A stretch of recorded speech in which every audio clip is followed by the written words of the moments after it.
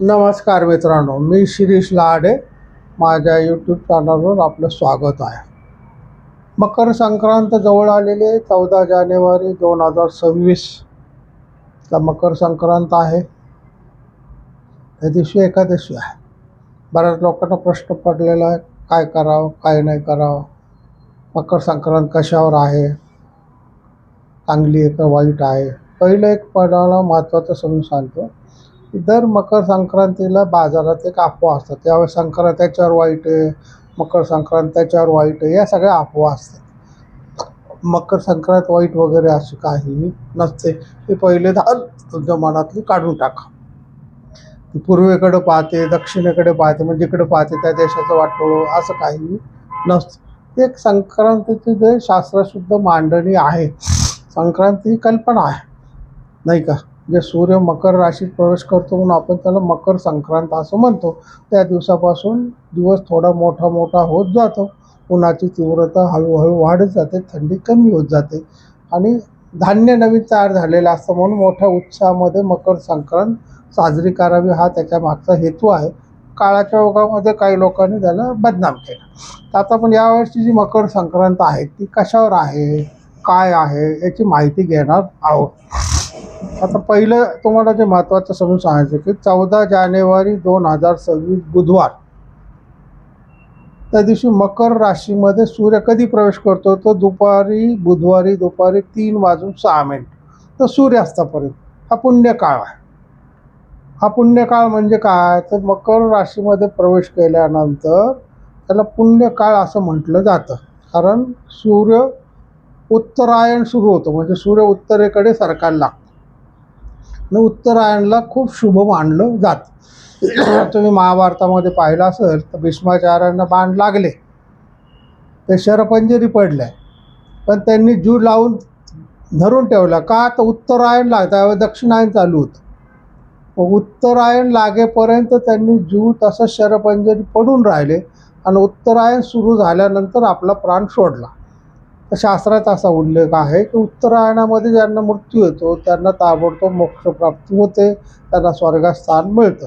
म्हणून भीष्माचार्यांनी उत्तरायण येईपर्यंत आपला देह थांबून ठेवला, जीव थांबून ठेवला आणि उत्तरायण चालू झाल्यानंतर आपलं प्राण त्यांनी सोडलेले आहेत.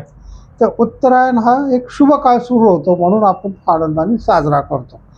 तर 3:06 दुपारी ते सूर्यास्तापर्यंत तुम्ही स्नान करा. त्यावेळेस तिळाला महत्त्व आहे. तिळ हे स्निग्ध पदार्थ आहे, त्याच्यामुळे तिळाचं तेल लावा, तिळाचं उटणं लावा, तिळ पाण्यामध्ये घालून स्नान करा. असं त्याच्या प्रकारे तिळ भक्षण करा. अशा तिळाचा वापर जास्तीत जास्त करावा असं त्या दिवशीचं महत्त्व आहे.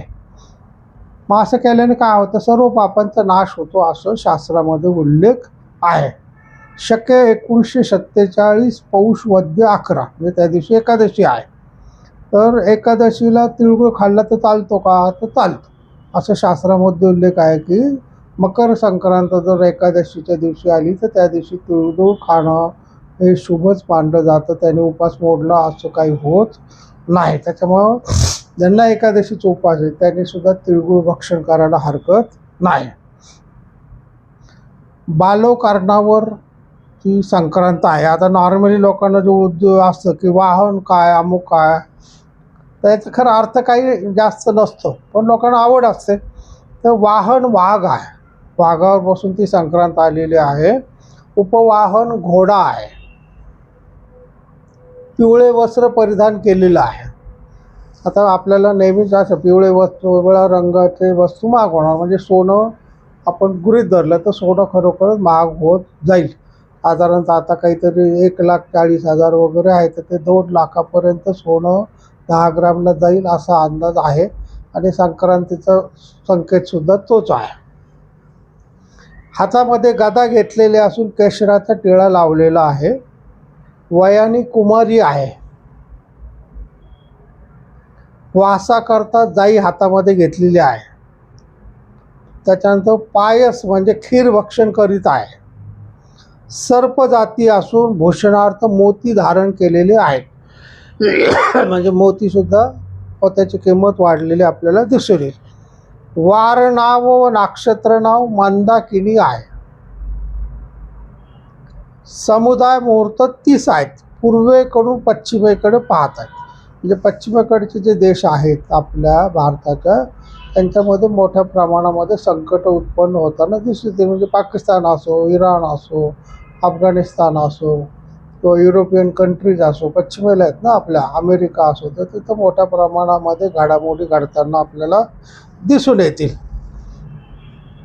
संक्रांतीच्या पर्व काळामध्ये दात घासणं, कठोर बोलणं किंवा वृक्ष गवत तोडणं, गाई म्हशीची धार काढणं, कामविषयक सेवन करणं या गोष्टी टाळल्या पाहिजेत.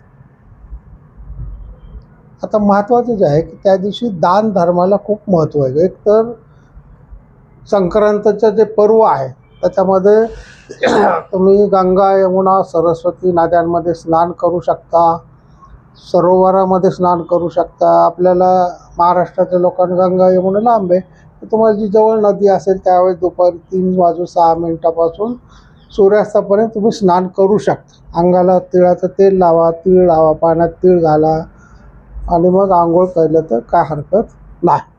पण ज्यांना बाहेर जायला शक्य नाही त्यांनी घरामध्ये पाण्यात तीळ टाकून स्नान केलं तरी चालतं. दुसरा प्रश्न आहे की दान धर्माचं खूप महत्त्व दिलेलं आहे. दान धर्माचं संक्रांतीला दान देणं महत्त्वाचं आहे. म्हणून त्यांनी काय दिलेलं आहे की नवं भांडं दान द्यावं. म्हणजे नॉर्मली बायका संक्रांतीचं वाण म्हणून नवीन काहीतरी फुलपात्र वगैरे दान देतात. गाईला घास द्यावा, अन्न किंवा तिळपात्र किंवा गूळ,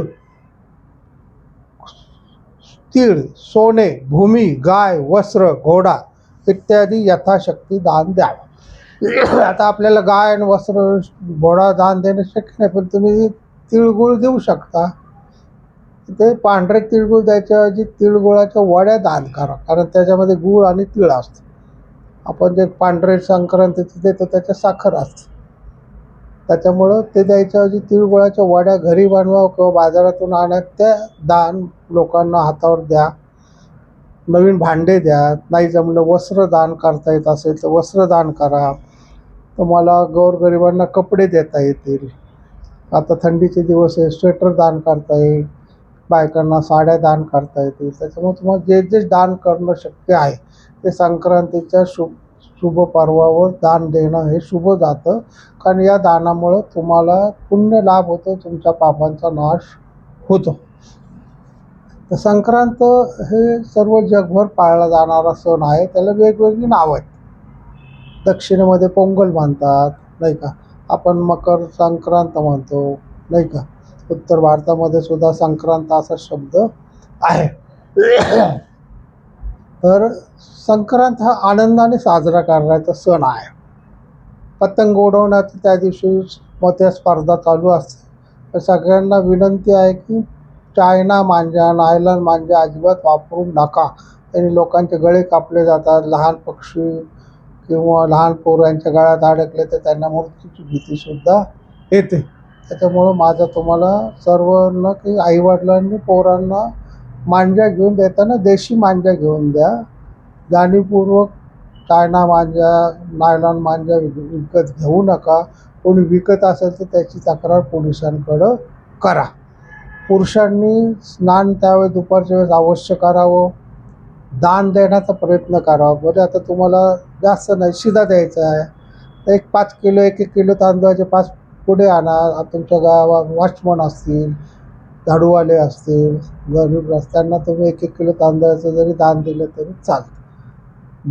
गुळाची ढेप म्हणून दान दिलं तरी चालतं, किंवा तिळगुळाचे लाडू 1-2 लाडू दान दिले तरी चालतं. जे जे शक्य आहे. दानाने नेहमी पापाचा नाश होतो आणि पुण्य लागतं, हे कायम लक्षात ठेवा. आणि संक्रांतीला या दानाचं विशेष महत्त्व आहे. त्याच्यामुळे जी पूर्वीची परंपरा आता लोक पाळत नाहीत. पूर्वी कसं होतं की घरोघरी तिळगुळ घ्यायला जायचं. आता बायकासुद्धा हळदी कुंकू करण्याचा कंटाळा करतात. संक्रांतीलाच तिळगुळाचं महत्त्व आहे. तुम्ही नंतर रथसप्तमीपर्यंत कधी करता असं लोकांना वाटतं, पण तिळगुळ संक्रांतीच्या दिवशी थोडं तरी तुमच्या हातून दानधर्म झाला पाहिजे, असं शास्त्रामध्ये महत्त्वाचं विशेष दिलेलं आहे. तर आपण आज इथे थांबूया. माझा हा व्हिडिओ तुम्हाला आवडला का कॉमेंट्समध्ये जरूर सांगा.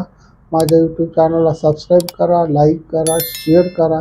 तुमच्या काही सूचना असतील तर त्या अवश्य मांडा. रामकृष्ण हरी.